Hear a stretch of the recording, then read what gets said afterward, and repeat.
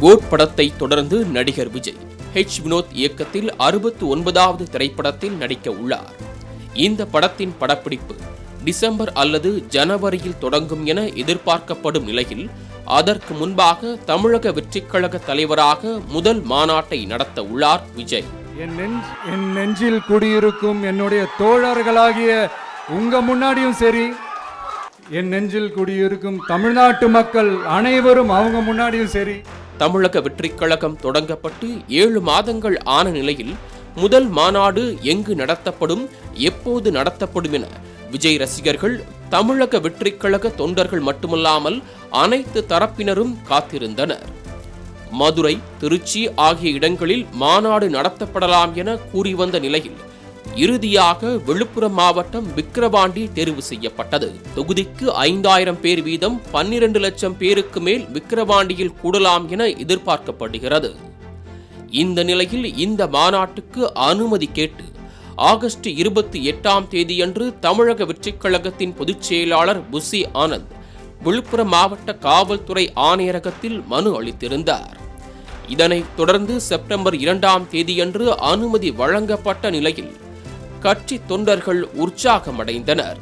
ஆனால் செப்டம்பர் மாதத்தில் நடைபெற இருந்த மாநாடு அக்டோபர் மாதத்திற்கு மாற்றியமைக்கப்பட்டது. இந்த நிலையில் தற்போது அக்டோபர் 27ஆம் தேதியன்று தமிழக வெற்றிக் கழகத்தின் முதல் மாநில மாநாடு நடைபெற உள்ளதாக அதிகாரப்பூர்வமாக அறிவிப்பு வெளியாகி இருக்கிறது. இதுகுறித்து கட்சியின் தலைவர் விஜய் விடுத்துள்ள அறிக்கையில், விழுப்புரம் மாவட்டம் விக்கிரவாண்டியில் வி சாலை என்ற கிராமத்தில் அக்டோபர் 27ஆம் தேதியன்று மாலை 4 மணி அளவில் மாநாடு தொடங்கும் என அறிவித்துள்ளார். இதனிடையே விஜயின் நோக்கம் குறித்தும் கொள்கை குறித்தும் பிற கட்சிகளை சேர்ந்த பிரமுகர்கள் விமர்சனம் செய்து வந்தனர். குறிப்பாக அனைத்து பண்டிகைகளுக்கும் வாழ்த்து சொல்லும் விஜய் விநாயகர் சதுர்த்தி வாழ்த்து சொல்லாதது ஏன் என தமிழிசை சவுந்தரராஜன் உள்ளிட்டோர் கேள்வி எழுப்பினர்.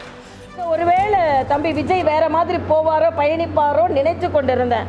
ஆனா ஆரம்பிக்கிறதுக்கு முன்னாலேயே நான் இப்படிதான் அப்படின்னு ஒரு கொள்கை, அவர் விநாயகர் சதுர்த்திக்கு வாழ்த்து சொல்லாததும் இருமொழி கொள்கை. நான் தெலுங்கானால இருக்கும்போது தம்பி விஜயோட படங்கள் தெலுங்கில் வெளிவந்தது. விஜயின் தமிழக வெற்றிக் கழகம் திமுகவுக்கு மறைமுக ஆதரவு தெரிவிப்பதாகவும் பலரும் கருத்து தெரிவித்து வந்தனர். இந்நிலையில் இந்த முதல் மாநாட்டில் கூட்டணி குறித்தும் கட்சியின் கொள்கைகள் குறித்தும் முடிவுகள் எடுக்கப்படலாம் என தெரிகிறது. அதோடு மாநாட்டில் நிறைவேற்றப்படும் தீர்மானங்களை வைத்தே விஜயின் பாதை எதனை நோக்கி செல்கிறது என்பதை உணர்த்தும் என்றும் அரசியல் நோக்கர்கள் கூறி வருகின்றனர். மது ஒழிப்பு, சாதிவாரி கணக்கெடுப்பு, நீட் தேர்வு, மத அரசியல், ஒரே நாடு ஒரே தேர்தல், சமூக நீதி, பெரியார், அண்ணா, எம்ஜிஆர் உள்ளிட்ட தலைவர்கள் பற்றி நினைவு கூர்வது, இலவச திட்டங்கள், தேசியம், திராவிடம், தமிழீழம் இதுபோன்ற தலைப்புகளில் எதற்கு விஜய் ஆதரவு தரப் போகிறார், எதனை எதிர்க்கிறார் என மக்கள் உற்று நோக்கி வருகின்றனர்.